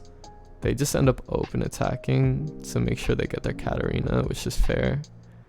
I think I will block right there. I could alternatively Eye of Nagakaboros, but it's a lot better to just go wide with Warden and Treasure Seeker, I would venture to guess. And then they're going to pick up the Katarina, which is almost nice for me, because I don't have to deal with her as a blocker. And we have a really good open swing next turn, probably. Or even develop, depending. So it's Relic of Power here. See a Ruinous Path, which is honestly one of our best cards against this deck because it heals us and burns them and draws us into more cards, so I'm very down to take that. I wouldn't be surprised if they dropped a Katarina here, but I think I would just drop the Hired Gun and chump block and then go wide next turn, or maybe even stun with TF. That seems decent. I'm very happy with that. There's a Ruined Reckoner. That's not gonna matter to me whatsoever. definitely just Morai Wardening, Treasure Seeker. Got a Sinister Poro to chump block the Reckoner with, which is great. And we'll do a Treasure Seeker as well. Beautiful. I could even block with Akshan, honestly. Just clear it off the board. But then they get another one when they do their Harrowing, so why bother, honestly. I think next turn we're probably just gonna slow roll it. So we're gonna have 8 mana, right? The 2 here plus a 6. So we're probably gonna go Treasure Seeker Sermon if I had to guess. On that Katarina is what we're gonna kill. Merciless, cool. Yeah. And then swing with everything, obviously. And then they do their wide, oh wow, okay. So they're gonna rally again without. Interesting. I could also do Hired Gun Merciless Waking, which feels good. Pretty good. Good enough. Yeah, let's just do that instead. I'm down. That just does more damage, literally. So why not? Let's see. Oh, they're not even gonna use it. Okay. We've got their units vulnerable, but we're gonna Waking Sands and then play over the Warlord's Horde since we're likely not gonna level that this game. Not make the same mistake we made last time where we couldn't use our tentacles because we had the board bricked up. So that feels pretty good here. Do I ever have a lethal play here? I don't think so. Maybe I do. Wait, maybe I do have lethal. If we Merciless Hunter, that's 4 plus 5 plus 2 plus 3. 4, 5, that's 9 plus 2, that's 15. Oh, that's lethal. I just let this hit. Yeah, I have lethal. We're fine. Assuming these cards are unplayable. I know one of them is the Harrowing. So I'm gonna assume the other one is like the 6-drop lady. And we're just gonna swing in and win. Hopefully. If not, we're still in a fine position to get the rest of the damage with the burn. But we'll see. Also, if I force them to develop here so they don't lose, it's great because then they can't Harrowing on the next turn most likely. If that was like a 2-drop or something, right? Yeah, because they'd be a 7-8 mana instead. So we put these 2 last just for good fundamentals and threaten lethal with the 14. Hover our Shen emote. And we should have this one. GG's. Yeah, they went a little too hard with these Reckoners over Katarina, who could have like procced the she could use the Blade's Edge on the 2 drops. So pretty happy that was how that went, because it was very, very clear they were trying to open into a Harrowing play. So it made it pretty easy to counterplay them there. Nice. All right, final last chance gauntlet. We're on the Prime Glory one. Let's see if we can get it done. And here we're playing against the most meta lineup we have faced so far. Hopefully they will allow us to play our Jarvan Kayne deck we have not got to see yet. They have Monkeys, Viego Evelyn, and Nora Heimer. I genuinely think Nora Heimer is a bad deck, but in a I don't really think any of these are particularly strong decks. So it looks like the best ban to me, just because it is the most controlling, which is what I don't want to see. So let's wake up Poro. Just kidding. And a Viego. Yeah. Lord, what's up, Alex? Welcome. So we banned our deck. And okay, nice. We actually get to play our Jarvan Kayne this time. I'm going to start with this, so just in case if I lose, I get to play it twice. Meta Slave doesn't know what to ban looking at your lineup. That's true, Neil. They have no idea what to ban here. They're not that much of a Meta Slave. They're playing Monkeys, for Christ's sake. I mean, if you call that meta, I don't know what to tell you. So I probably just mulligan those. This is like a mildly aggressive deck, so Keeper of the Box feels like a decent keep. Definitely don't need Heedless or Jarvan yet, so those are easy mulligans, and they just toss 1 card right there. So they must have a decent hand, which is good to know. And on 1, I'm pretty down just Forsaken Bakai. Look for... We don't need the Kayne because we have 3 cultists right here. So we're definitely going to get Kayne down into our hand without him anyways. So don't need that. And they're going to Jagged Butcher me. That's so... I feel so cucked right now. Jesus. That's tough. But we top deck the Jarvan. We probably block with the Bakai. That way they have to reach if they want to activate their plunders this turn. But they do not. I think the Heedless Resurrections are very awkward for me right now. I'm going to try to Forsaken Bakai into an equipment. Which this works. The Combat Cook works for sure. The Sharp Sight seemed decent as well. The Make It Rain there. Do we single? This honestly seems like a decent single. I know that's silly, but I think we should just have to wait for the single using J4. As much as I want to do it now, that's fine. I will just keep her in the box, I suppose. And we get the Kayne into our hand immediately, which is nice. It thins our deck out. And they Jagged Taskmaster. That's very annoying. Do we even play any equipment in this deck other than Combat Cook and Kayne? It doesn't look like it. Okay, that's good to know actually. Slam our Combat Cook. That's very nice for us. I think Bishwak gives us a nice way to actually win the game. So I'll take it instead of the Combat Reel, even though the mana would be nice. I think this is just the best option for sure.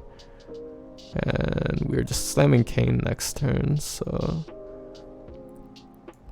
What do we block?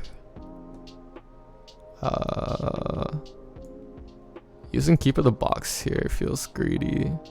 Like, it could be better later. But... Yo! What's up, Preston? Cocky Baki, thank you so much for the raid. Holy guacamole. 100 people watching me play this Jarvan Kayne for the first time. Cox are here. What's up, everybody? Lucianity, welcome, everybody. Welcome. Thank you so much for the raid, Cocky. I hope you enjoyed your stream. I'm currently playing a gauntlet run using 3 viewer submitted decks. And I'm also simultaneously filming a YouTube video. A water shot? I got you, people. Hey, what's up? How's it going, Onips? Hope you're enjoying yourself today.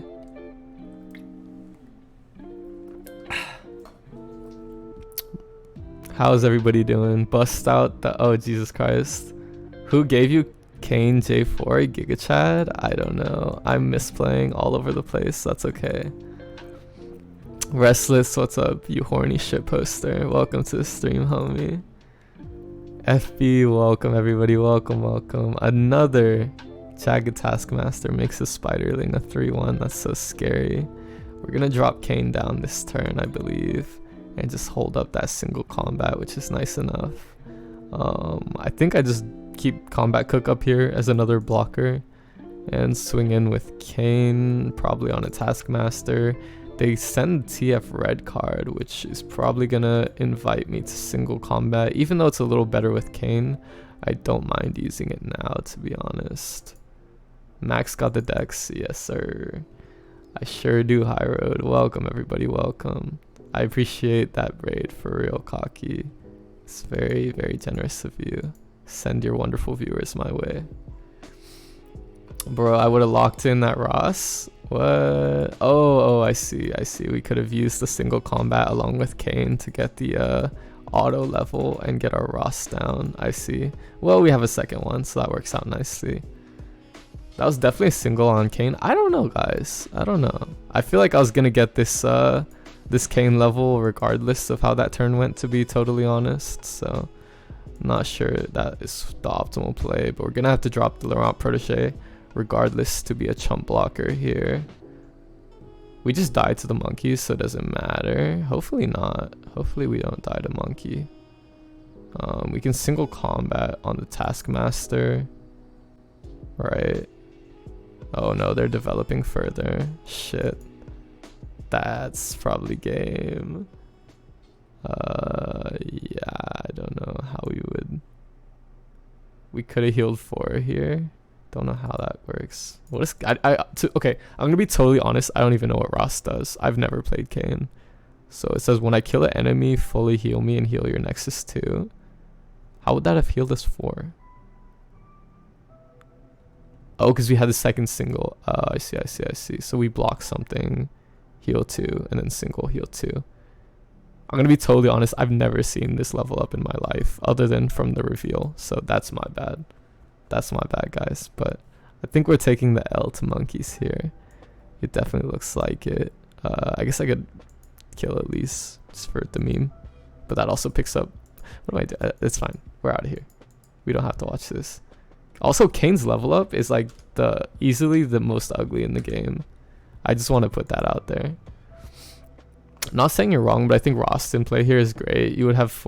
Yeah, true. I love it when Twitch chat tells me the same thing 3 times. No, I'm just trolling. I genuinely do not mind. They gave it to the interns? That's true. They definitely did. Alright, let's do the Viego Evelyn matchup with Cocaine and see how this goes. He's skeletric. His model in the cinematic looks like some old man. I don't get it. I really don't get it. But that's okay. We're not worried about his aesthetics today. We're worried about can he win me a game in Gauntlet. And I think we'll keep 1 Fleet Feather for the husks. And then the Bakai will go in. Max got the coaches. Oh, I've got so many coaches. Sorry, dude. Try not to backseat, but I grinded 30 games with that deck to convince myself it was good. You're fine. Don't worry about it. I also just misplayed by not using the Fleet Feather like I just said I would. So I think here the combat cook seems decent enough. Very awkward start though. I don't know what these proteges are good for. I'm down to develop Fleet Feather, though I may have just yeah, I kind of inted by playing these in the wrong order because we could have cleared that elusive. Instead, I'm just kind of doing nothing. I still hope we find a good Kayne deck. People wide happy. Nice. This turn we just probably protege, I assume. They domination. Jesus. Okay, well that's not that bad. That is a lot better than I expected that to be. She is gonna get in for 2 damage here, but that's not a big deal at all. I guess it is unfortunate that this has a health now, so it kills Fleet Feather though. We got a little Kayne. That's a vibe. Think I just want to go like this. Seems decent enough. Alternatively, we let Evelyn get down, and we're looking at a lot worse of a situation, I think. So yeah. Happily redeemed belly rub. I got you. I'll show y'all what this is.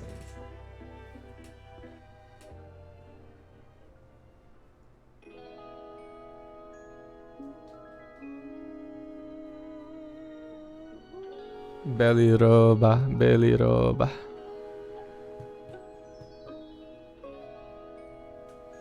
Alright, that's enough. That's enough Poro Cam for y'all. High Road TV with the dog emote. I think if they want to pass, I kind of have to be aggressive. I probably should have developed, to be honest. Do we want the Rake or the Fearsome? The Amulet looks better. I don't think the Rake is too valuable with this deck. There's a Black Spear, sure. I can't. Guys, I need your Prime subs in exchange for the belly rub dog. If anybody has a Prime active, you should have used it on Cocky, but since you didn't use it on Cocky, give it to me. Come on now, guys.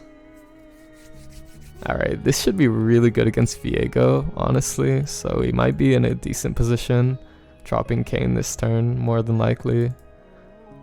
Or if they want to pass, we probably just like drag with the protege, swinging with Jarvan.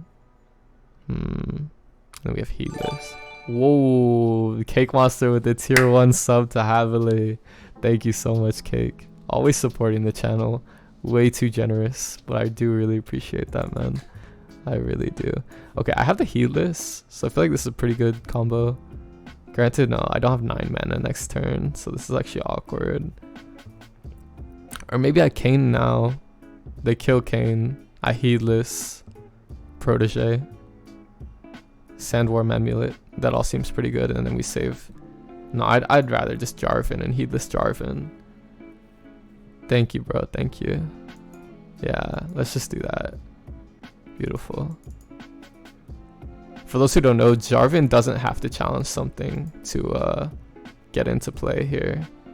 So I'm pretty down for them to kill it. And then we will Heedless once we drop Kayne. Cool. Oh, we can Heedless now? Oh yeah, because we equipped the other thing. But I'll just wait on it. There's no reason to let them know I have that, right? I don't think there's any... Ooh, I could get double Jarvan here. That's spicy as hell. Or I can wait and single combat off this one and auto summon. Yeah, let's do that. He gets barrier back, right? Thank you for playing my deck the other day. Of course, I got you. Come on now. I can also give Jarvan the amulet, which feels really good. I will single combat, and then if they want a Vile Feast, I just drop the second single combat, right? Like, or I just let him die, or they glimpse. That works too. Okay. I don't mind if they're drawing cards. I'll just drop Kayne and start to level him. And this seems like a really good attack. Granted, I forgot that this wouldn't come out of my hand, since he's a spell now. So that's my misplay. I don't get some of the nerfs. I think they're all pretty good, to be honest. Even though they're a bit delayed, as always, I think they're fine. Keeper of the box here. Do I just go wide like this and try to push a lot of damage? Or no, like this rather. Or do I do something where I develop more cards? No Nami though? I mean, how could they have known Nami was good and too powerful? How could they have known?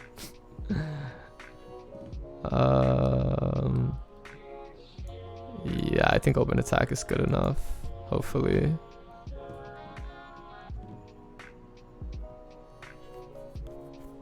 I didn't realize the synergy these two have, but it makes sense to me now. The Vengeance will kill Jarvan though, so that's fine. We do 4 damage, get Kayne down, just develop our board. Oh, wait. When you attack, round start. Oh, we're just dropping this so we can get that juicy Cataclysm each turn. What the fuck? Solid turn 1 build round. Champ continues to find new good decks after meta. Yeah. Pardon me, Mac. We're not doing song requests at the moment, but I'll get you those in a minute. And then we'll just pass, right? Yeah. Right now I'm just filming a YouTube video, so I'm trying to just use DMCA free music. My apologies, gamer. So a Ruination would ruin me. Let's see, what would my redevelop be after Ruination? It would be Protege, Keeper, Amulet. It's not that good. We're definitely gonna Cataclysm into this, because he gets barrier, right? Yeah. And then once they do their spell to ping the barrier, we just single before they get the chance, right? So we're probably going to be using both of these, I would assume. Sorry, Kayne. Now, if they have another Vile and a Hate Spike, that's where we're a little sad, but I think it's fine regardless. I think it's definitely a worthy endeavor here. Now that's looking like the Hate Spike, actually. To which we respond with this one, and we level Kayne and Jarvan at the same time just to flex on them. That's a good meme. I like that a lot. Okay, I'm down. Even though this level up animation is ugly as sin. No Targon's Peak nerf? Why does Targon's Peak really need a nerf? That deck is so bad if we're being realistic. I guess Frost, right? That's what y'all tell me is good. Corrupted Scythe pops on him. We'll drop the box amulet onto the box. And yeah, actually on there, because that's harder to remove. Cool. GG's. That was a pretty clean game. That was a very clean game. That actually made this deck look decent or playable. Peak is good because it checks garbage do nothing decks. That's true. Like Nora and Kayne. It's just a meme. Well, you won that game off that play alone. Yeah, that play was pretty nasty. The double single combat. All right, let's get this TF Akshan into the finish line and hopefully be done with our prime glory using fewer decks. Otherwise, we lose and we upload this YouTube video in shame. But either way, I appreciate y'all for coming with me on this journey. Once the Zoe skin is released ladder, there will be more peak on ladder. I can see it coming. Nah, they'll just make better Zoe decks. Let's be realistic here. I like hired gun a lot actually. Since we're dropping an Akshan on 2, we can hired gun something on 3 and probably challenge it effectively. No, there's not really anything good to hired gun. We'll just go for 1-drops and hold a sermon because it's busted. And they do 1 mulligan here. Okay. I like the Bakai on 1. And they get a Runist Path, sure. We have a Vakurin Vagabond, which seems solid. I did not realize this deck played Absolver as a win condition, to be honest. That's kind of a weird inclusion. Maybe I just go wide with Warden, but I feel like Akshan just makes the most sense. Granted, this can be traded with a Husk play and a Hate Spike, but hopefully that is not what we're up against. Yeah, I mean either way. I get like Vow Feasted if I block with that. But this is very telling of what I do and don't have, unfortunately. So they Vora, which is fine with me, to be honest. I think Vakurin Vagabond is still pretty solid here. Alternatively, I just hold my sermon, but considering they're probably not playing Evelyn in a way where I can punish her because of this regen, don't feel too great about that play. Yeah, let's just use the Vagabond and have a great blocker for 4 if they swing with it. Next turn might be like just play 1-2 drop and then do the 6 drop the next turn. Dark and Bloodletter's not bad either. Definitely down to put that on Akshan here, so that way he can swing in if they do nothing, or if they want to. That's not great. That's not great at all for me. It's a perfect defense. Damn. This is getting annoying. Yeah, I don't obviously want to swing in this into here. Kamurai Warden, but they're so wide it's not going to help me right now, so I'll just pass out the rest of my turn. Damn. Maybe they'll be like uber greedy and drop Viego into a sermon into the heavy metal, because their Viego will survive inevitably, but they will not. They will drop a Solter, and I will feel free to sermon them. I think this is really nice that I got the Shapestone. It looks like Warlord's Palace should pop this game, so that's fine. I definitely don't mind having another Tentacle here. I don't know what they're doing with the remaining 5 mana this turn, but if Akshan dies, yeah, there's a good chance Akshan dies from like the Kalista spell. Oh, they just Vow Feast? Go for it. That's fine. I can just go wide with the Warden now and feel decent about it. Or no, we're not Runist Pathing. Got a Sporo Fly. Beautiful. Amazing. What will they ever do to my Poro Fly? The answer is Chum Block with Solter, but we're not going to talk about that. Bloodletter's cute. I could actually just summon Zolani now, and that seems pretty decent on the Poro Fly or on the Warden. Zolani actually seems very decent. Like, very solid. Yeah, I'm down. That level's Akshan too, right? Beautiful. Cool. Cool. Akshan becomes a very solid attacker. Solani's a great attacker. We get the Warlord's Horde. I'm down for all that. We get to Relic of Power. The Evelyn. Alright. We could do a play where we grant all allies 1/1 instead of using the traditional predict play. But I don't expect that to be the best use of my mana here. They do get Fury on Evelyn, which is mildly annoying. I will predict. Absolver's great, actually. TF is decent.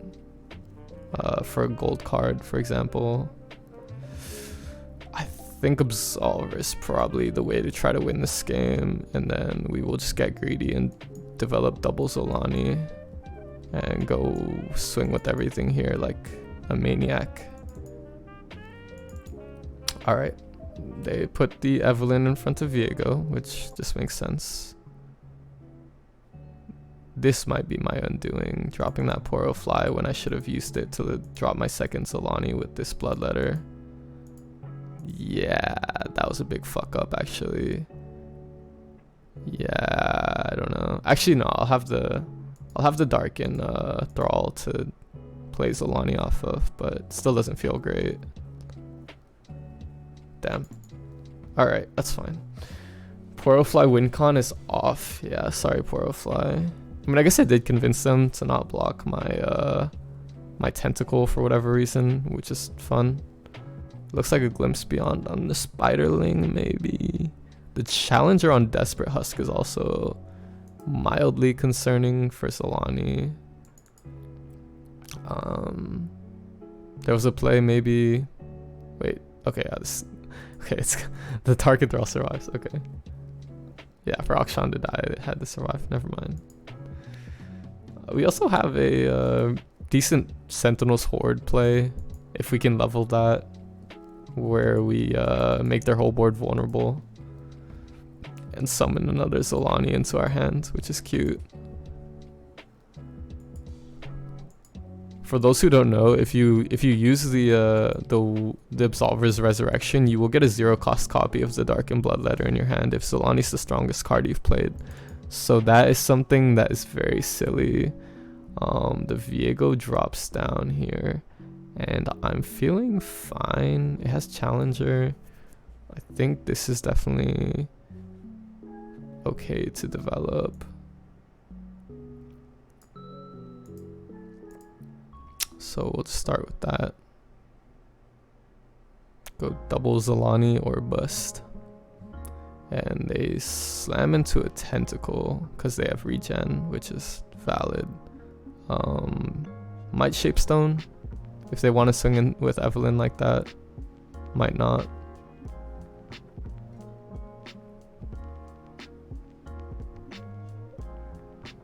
I don't know. I want to do a second, like a third Zolani with this one, but it's hard to say. They end up not even going for it, which I think is good for me. I'm down a chump block with the Vagabond and just accept the Viego killing me there. So yeah, we're just passing the rest of this turn out. This game is really weird. Really, really weird. Legends of Runeterra gets complicated sometimes. Can I even level my Horde? No. Fuck. Okay. That answers that question. I do have these, which are really good for killing both of these though.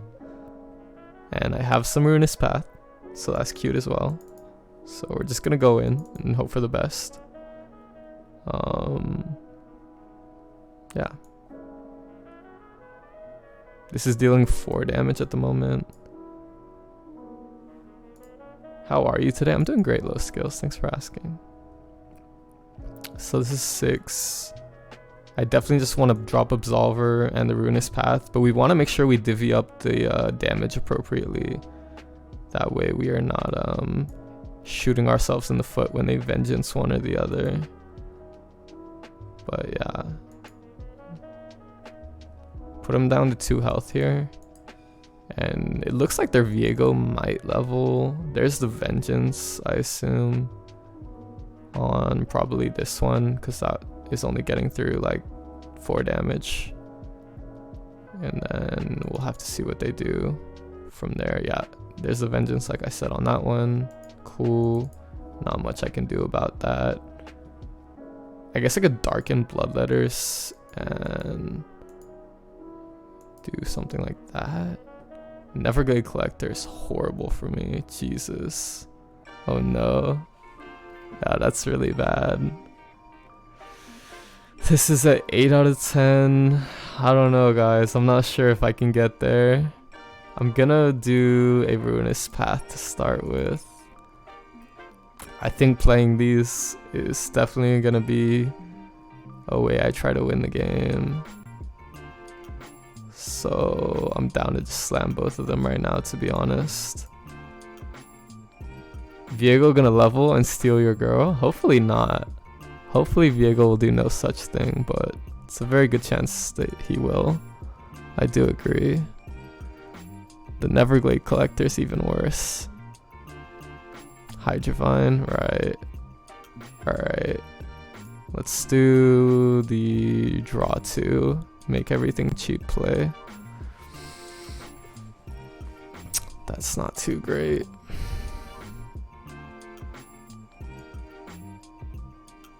I think I'll just start with my free cards here. More than likely. The quicksand on like some of these is good. The issue is I just don't have the damage output right now. They're just not going ham enough to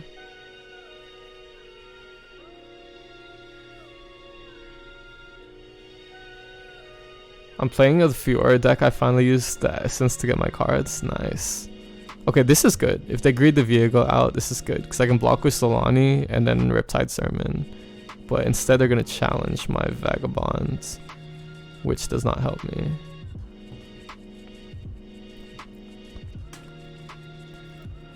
Wait, if I quicksand Viego, does that do anything? Stops the regen, which might matter.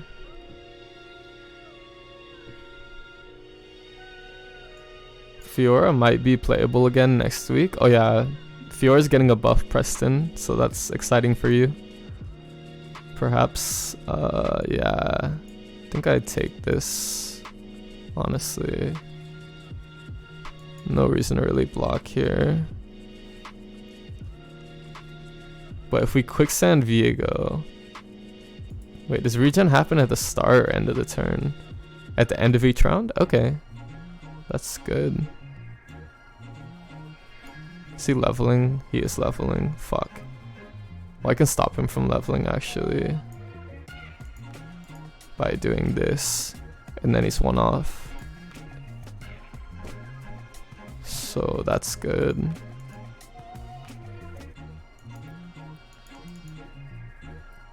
And then we probably want a heavy metal and hired gun. I mean, we have to hired gun Viego for sure.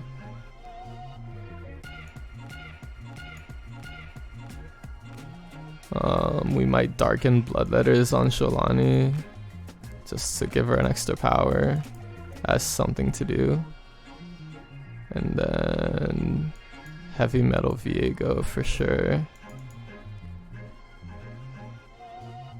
Is there any chance that I actually get through here? That's the real question. Don't think so. But I guess we'll just have to wait and see. Yeah, I can't play Solani as 0. No reason to play her on anywhere else. Okay. Save 6 to Shapestone?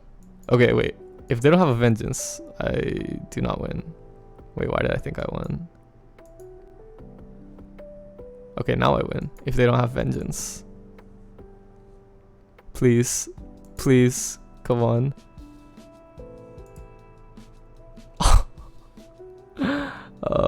GG's. No. They always have atrocity there. GG's. That was a fun gauntlet run. Okay. Thank you so much to everybody on YouTube for watching. Like I said, my name is Max Got the Tracks. I do these gauntlet runs every week. If you want to send me a viewer deck to play, check into my channel on Twitch. The link will be in the description below. And until I see you next time, remember, I'm not responsible for your LP, and goodbye.